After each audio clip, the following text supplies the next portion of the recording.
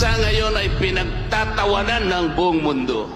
Alam po ba ninyo ng ICC nag-issue din ng warrant of arrest sa presidente ng Russia, Vladimir Putin, sapagkat sa nangyayaring labanan sa pagitan ng kanilang bansa at sa bansang Ukraine. Pero walang isa mang Ruso, walang isa mang mamamayan ng Russia ang nagtaguyod o nag-serve ng warrant kay President Vladimir Putin. Meron din pong inisyu na warrant of arrest ang ICC sa presidente ng Israel, Benjamin Netanyahu, dahil sa kanilang tigmaan dyan sa panig ng Palestina. Meron po ba na isa mang Israelite o mamamayan ng Israel na napakasangkapan para ulihin ang kanilang presidente?